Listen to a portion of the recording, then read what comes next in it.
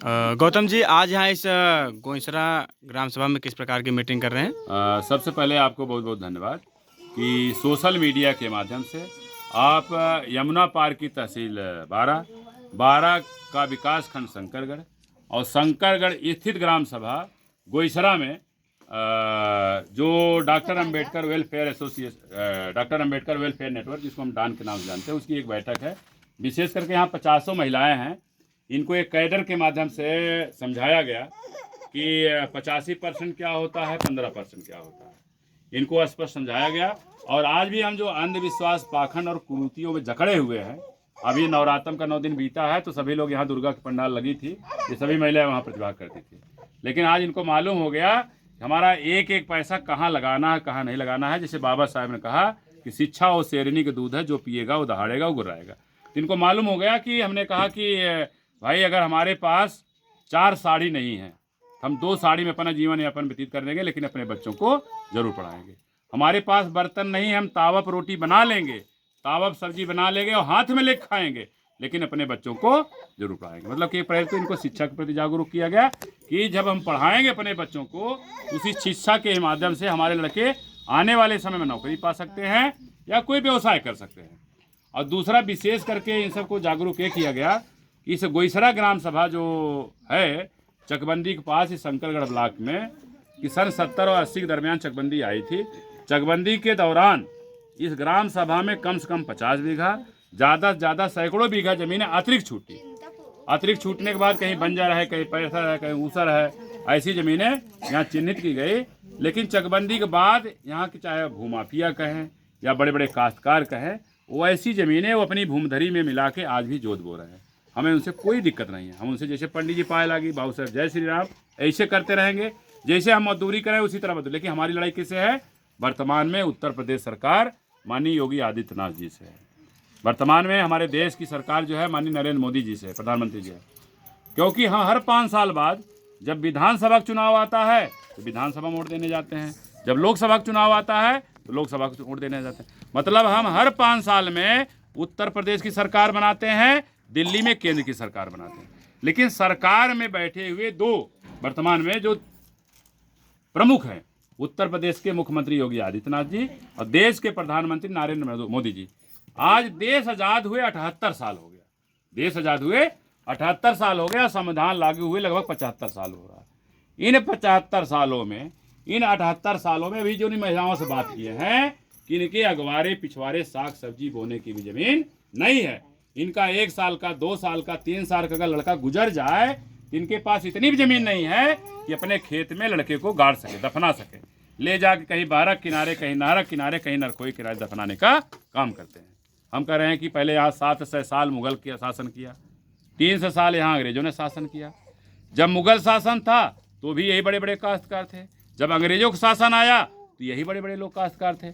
आज देश आज़ाद हो गया, 78 साल हो गए, तब पर भी यही लोग बड़े बड़े काश्तकार बने हुए।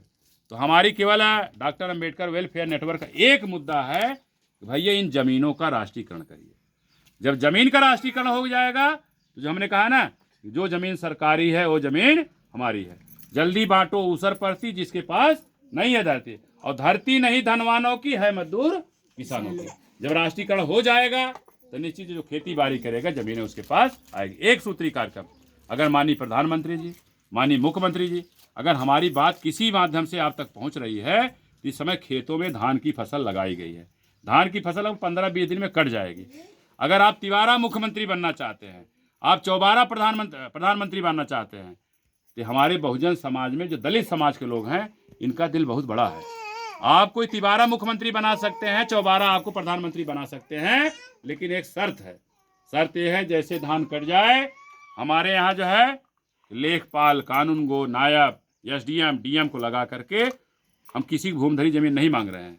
आप सरकारी जमीनों का आकलन इकट्ठा करिए, उसको नाप जो कराइए, नाप जो करा करके चाहे हमको 1-1 बिस्सा मिले, चाहे 10-10 बिस्सा मिले, चाहे 1-1 बीघा मिले, सबसे पहले जो जमीन सरकारी है वो जमीन हमारी है, हमारे लोगों में आवंटन करने का काम करिए। जिसके पास घर दुआर नहीं है उसको जो है घर बनाने का पट्टा करिए, जिसके पास खेती बाड़ी का पट्टा नहीं है उसको खेती बाड़ी का पट्टा करिए।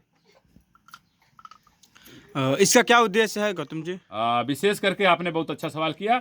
हमारा जो लक्ष्य है कि अब हम लोग क्या है कि लड़ेंगे और जीतेंगे, लड़ेंगे और जीतेंगे। तो अगला जो कार्यक्रम है 26 नवंबर संविधान दिवस है।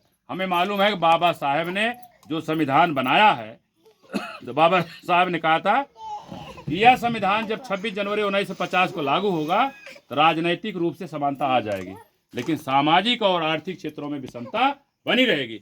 अगर यह विषमता ज़्यादा दिन तक बनी रही तो असमानता से पीड़ित लोग, आर्थिक विषमता से पीड़ित लोग राजनैतिक ढांचे की धज्जियां उड़ा दें। हमें मालूम है संविधान अगर जिंदा रहेगा तो संविधान के माध्यम से भी हमारे हक, अधिकार, मान सम्मान सुरक्षित हैं।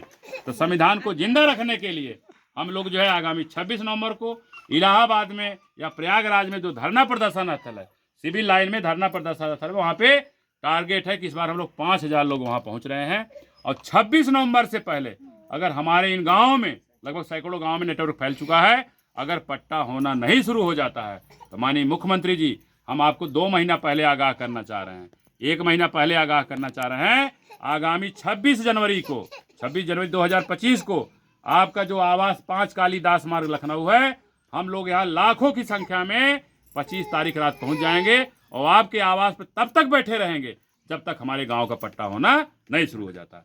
तो जो भी साथी आपके इस यूट्यूब चैनल को देख रहे हैं, उनसे आग्रह है, निवेदन है, इसको ज़्यादा से ज़्यादा शेयर करिए, ज़्यादा से ज़्यादा लाइक करिए, ज़्यादा से ज़्यादा सब्सक्राइब करिए। और आपसे आग्रह है, निवेदन है कि आज जो ज़मीन का और उद्योगों के राष्ट्रीयकरण का मुद्दा डॉन ने उठाया है, आगामी 26 नवंबर को सपरिवार साथी मित्रों सहित सिविल लाइन स्थित धरना प्रदर्शन पर पूर्वाह्न जो है 10 बजे वहाँ पहुँचने का प्रयास करिए। निश्चित है कि हम लोग जो है कि जो अलग अलग खंडों में बटे हुए हैं, इसको एक करने का प्रयास किया जा रहा है। जिस दिन हम 85% के लोग एक हो जाएंगे तो वर्तमान अगर सत्ता पक्ष या वर्तमान सरकार अगर कुछ नहीं करती है तो हम लोग अपनी सरकार बनाएंगे, बहुजन समाज की सरकार बनाएंगे। निश्चित है जब बहुजन समाज की सरकार बनेगी तो निश्चित है राष्ट्रीयकरण की बात करेंगे, और राष्ट्रीयकरण की बात करेंगे जो खेती बाड़ी करेगा जमीन उसके पास जाएगी, जो भी खेती बाड़ी करे, हमें किसी की आपत्ति नहीं है।